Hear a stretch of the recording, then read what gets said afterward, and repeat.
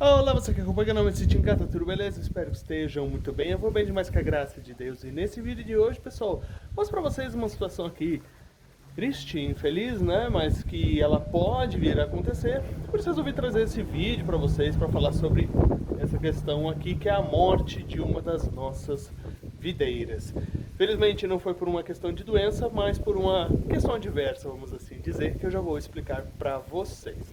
Mas antes, meus amigos, peço a força de vocês, se não são inscritos, inscrevam-se no nosso canal, deixa aquele like maneiro, compartilhe os nossos conteúdos e manda ver lá no campo dos comentários. Mandem dúvidas, mandem sugestões. Vamos interagindo bastante também pelo nosso TikTok e o nosso Instagram, @meusitioemcasa. Sem mais delongas então, bora pro vídeo.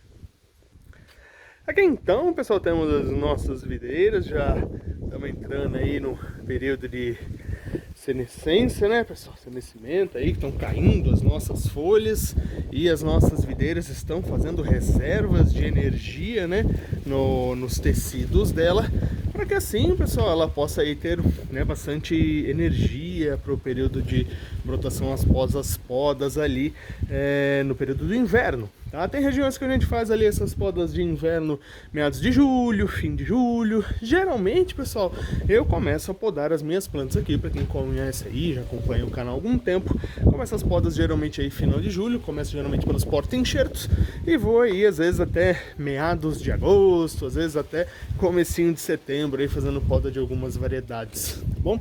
Então, pessoal, agora é um período aí que as nossas videiras estão perdendo as folhas, tá? A gente pode notar a quantidade de folhas caídas já no nosso canteiro. Elas já vão ficando, ó, naturalmente mais peladas, né? Tem folhas aí, mas tem uma quantidade boa ainda na parte de cima. A gente continua ainda com as nossas pulverizações, que a gente ainda está num período, pessoal, chuvoso, um período ainda quente. Estamos aqui nas águas de março, encerrando o verão, né?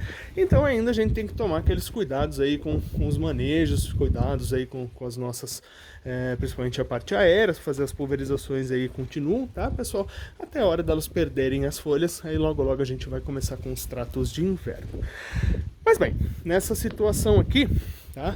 Essas 4 plantas que eu tenho aqui, elas foram plantadas na mesma época, tá? Em 2019. Todas as plantas foram plantadas no mesmo dia, mesmo procedimento, tá? Mesma lógica aí, adubação, a forma como foi feito ali o preparo do berço, o plantio, enfim, tá? E aqui eu tenho uma catauba, tá? Eu tenho 2 cataubas, né? Tinha, né? Agora tem uma só. Eu tenho aquela ali, tá? Essa aqui é a catauba também, tá? Catauba, né? Olha aqui o tronco dela, né? E olha essa aqui, tá? Isabel. Ali outra Isabel, as 3 vocês podem ver que estão em diâmetros bem parecidos de tronco, mas olha essa catauba aqui, ó, ó como ela tá fininha, né, diferente da outra que tá mais ou menos assim, né? E essa videira aqui, pessoal, eu fui reparando nela um tempo atrás que ela tava regredindo, tá? Essa planta ela começou a regredir. E eu fiz a poda do último ano, tá? Vocês podem perceber que no ano passado, essa aqui eu fiz começo de agosto, meados de agosto mais ou menos. Fiz as podas curtas, como geralmente eu faço com Isabel e Catauba, tá? Então fiz as podas curtas dela. Eu enverguei uma vara aqui, ó, para poder fazer uma cobertura de uma falha que tinha aqui. Ela soltou uma brotação muito bonita aqui e eu fui trazendo essa brotação aqui embaixo, né? E eu vi num dado momento que os demais pontos que eu fiz a poda não estavam brotando. E percebi que esse galho bonito que estava saindo aqui e um outro galinho que saiu aqui na ponta, ó, eles travaram, tá? Esse aqui também, ó, veio uma brotaçãozinha, ele travou. E aí eu comecei a observar o ritmo da planta, ela começou a ter um amarelamento das folhas e eu já percebi que ela ia morrer, tá? São alguns indícios que a gente vai tendo ali da planta, tá? Mas esse é um caso conhecido, que eu já estava aí, na verdade, há alguns anos trabalhando com essa planta para tentar salvá-la. Por quê? Né? São muitos os motivos, pessoal, que a gente encontra aí da morte de uma videira. Existem viroses, existem aí doenças de solo, tá? Existem uma série de condições que podem levar aí uma planta ela começar a definhar e morrer. Tá? tá? Um deles, muito conhecido, é o declínio da videira, tá? Uma doença muito agressiva, e às vezes tem que arrancar totalmente a planta, tem que esperar um pouco, uns anos às vezes para plantar, né? Colocar uma nova planta naquele lugar, totalmente contagioso, tal. Por isso que a gente tem que tomar também muitos cuidados, pessoal, na época da poda, como sempre oriento vocês, né? Podou uma planta, passa um alquinho 70 na lâmina antes de podar a próxima. Porque você não sabe, mesmo que a planta ela aparentemente esteja sadia, você não sabe se ela tem uma virose, tá? E algumas viroses elas são transmitidas em tesoura de poda, tá? Por isso tem que tomar bem cuidado. Podou uma planta, passa um alquinho 70 ali, né? Você tem um borrifadorzinho, hoje tá um pouquinho mais difícil encontrar o que você tem, mas você acha em cirúrgicas, até pela internet, tá? Você também encontra. Borrifa ali um pouquinho de álcool 70, né? Passa um paninho nela, já vai podando a próxima planta. Mas não é o caso desse aqui, tá? E aí já digo pra vocês o que foi. Uns anos atrás, né, quando eu plantei essas videiras, eu não tinha essa tela. Era uma telinha de galinheiro, muito mais simples, não era reforçada. E uma das minhas meninas, ela tem um paladar muito apurado, né, para tronco de videira.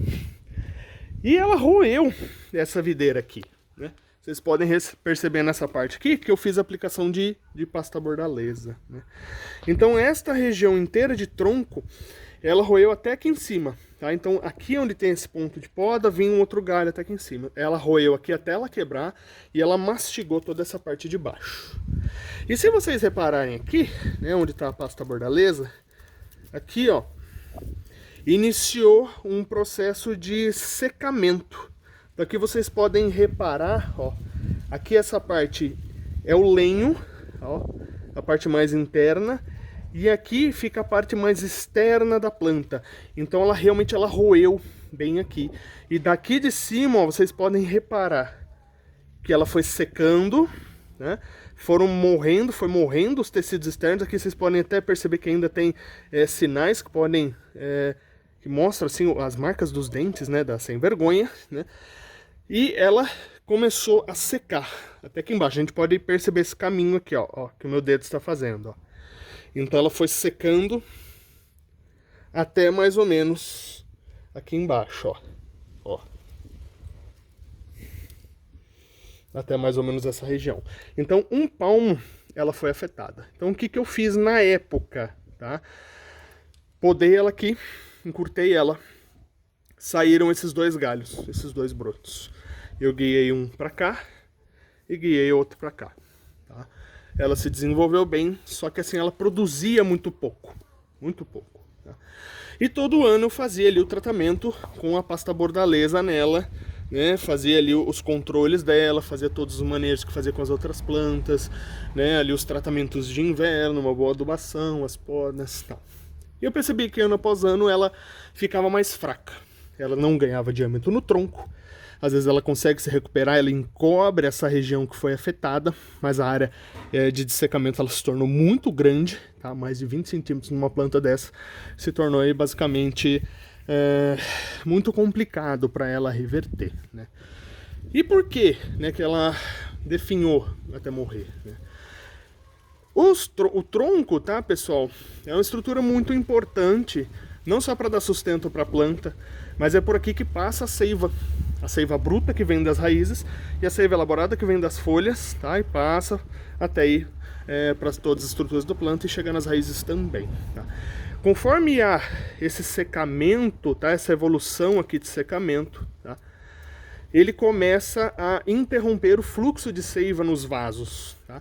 A parte mais interna ali, a região do lenho, que é responsável pelo transporte da seiva bruta, tá, pessoal, ali no xilema, ele começou também a ser afetado. Na hora que ele começa a secar, a gente começa a ter uma interrupção então do fluxo de seiva bruta vindo das raízes, que é muito rico, né, em nutrientes que estão no solo e de água, tá, absorvido pelas raízes e que acende até a parte superior da planta, tá?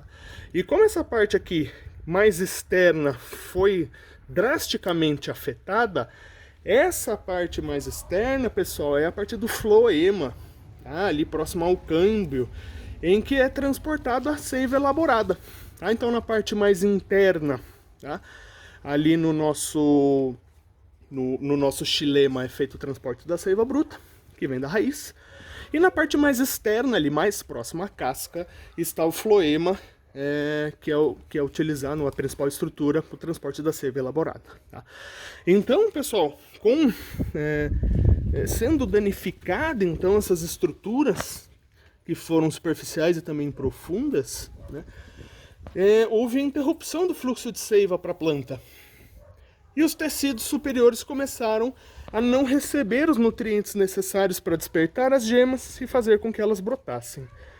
Se ela tivesse um bom fluxo, né, de seiva, essas gemas iam despertar, ela ia ter uma quantidade boa de folhas, ia fazer fotossíntese, a seiva bruta, né, ia ser enriquecida ali pelo processo de fotossíntese, transformar-se-ia, que chique, em seiva elaborada, né, e voltaria, né, alimentando todas as estruturas da planta até as raízes, e ela certamente conseguiria se recuperar.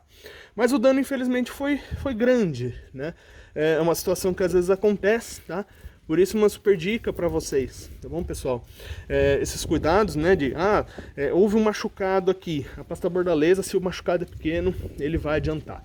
Existem algumas pastas cicatrizantes também, que são utilizadas muito em bonsais, que também tem excelente resultado porque ela é impermeável. Tá? Hoje em dia tem linhas de tinta emborrachada que são maravilhosas também, tá, pessoal? Fez uma poda, fez um corte, passa essa tinta emborrachada, porque ela vai criar uma camada ali que não vai permitir, por conta da umidade, a evolução de uma podridão e, consequentemente, num secamento e morte desses tecidos que vão interromper o fluxo de seiva da sua planta. Tá? Mas, antes desses, né, no caso que foi uma questão mecânica adversa, não foi uma doença, nada do tipo, né, a primeira dica que eu dou para vocês, né, vai plantar aí uma videira, vai fazer um pomar, uma horta. Primeira coisa, se você tem animais domésticos, tá, pessoal, pensa na proteção, tá? Pensa na tela. Então, assim, pense ao entorno, não somente ali abrir ali o berço, botar uma muda e regar. Tá? Tem muitas pessoas que entram em contato comigo, fala, poxa, minha cachorrinha foi lá e escavou em volta da minha videira, arrebentou as raízes, pô, meu cachorro foi lá e mordeu ali o tronco, tá? E a gente vai ali aconselhando, dando alguns toques, né? Se a planta ela é muito fina, às vezes ela é jovem, por exemplo, o cachorro mordeu aqui em cima, rebaixa bem, né? Então a ferida foi nessa região, conta mais uns 10 centímetros, corta ela bem baixo e aguarda ela ter uma nova brotação ali de baixo, né? Porque às vezes você tentar recuperar essa parte aqui que já foi muito danificada pode não ser muito eficaz. Tá? Então vejam, eu trabalhei com essa planta há alguns anos, tentando recuperá-la, mas infelizmente, né, como nada fica para semente, infelizmente ela veio a morrer. Tá? E o que a gente faz? A gente fica triste e segue em frente, né? Eu vou substituir essa planta, tá? Eu já selecionei uma muda que eu tenho ali, tá? Uma variedade da Embrapa, que pouquíssimas pessoas conhecem, é uma variedade bem antiga de um cruzamento feito, mas depois eu trago mais detalhes sobre ela, que é a BRS Rubia. Essa variedade ela é bem interessante, tá? Para suco, para vinho, é uma variedade muito bacana, né? Que foi desenvolvida pela Embrapa, se eu não me engano, na década de 60 ou 70, né? E é uma variedade bem rústica, bem interessante. Estou com ela num vaso já, acho que desde o ano passado, estou trabalhando com ela lá. E eu vou substituir então essa planta. Então no próximo vídeo, tá? Esse vídeo também não fica muito longo. E eu também tô meio preocupado aqui, porque o tempo tá fechando, tá um sol de rachar, mas já tava trovejando e tá algumas nuvens, né? Então aí, nos próximos dias eu vou remover essa planta, tá? Vou abrir aqui o berço e vou trazer uma nova muda aí para poder substituir, fazer toda a formação dessa planta também em cordão duplo para seguir o padrão dessa aqui. Beleza, meus amigos? Então aí fica essas dicas aí para vocês, tá? Esses pontos de atenção. Existem várias intervenções, então como eu comentei com vocês, podem ser feitas, tá? Mas tentem ao máximo proteger as suas plantas, principalmente se você tem animais domésticos que tem esse histórico aí de cavar ou de roer, tá? tá? Tronco das plantas, e no caso ali de alguma ferimenta, né, de alguma ferida, se for algo pequeno, uma pasta bordaleza ou ali uma tinta emborrachada depois de fazer o tratamento com a pasta bordaleza, que ela é muito importante para combater a entrada de fungos, tá, de micro-organismos. Depois você vem com mais uma proteção externa aí para tentar impedir, né, a evolução de uma podridão, a evolução ali de um dessecamento maior daqueles tecidos e consequentemente morte da planta. Tá? Mas se a planta for bem jovem, que eu aconselho aí a vocês baixar um pouquinho então da área mais danificada. Maravilha, meus amigos? Espero que tenham curtido aí o conteúdo desse vídeo, né? Dúvidas, sugestões, manda ver lá no campo dos comentários ou me chama também lá no TikTok, no nosso Instagram, @meuSitioEmCasa. Maravilha, meus amigos? Forte abraço, fiquem com Deus e até o próximo vídeo aqui no Meu Sítio em Casa.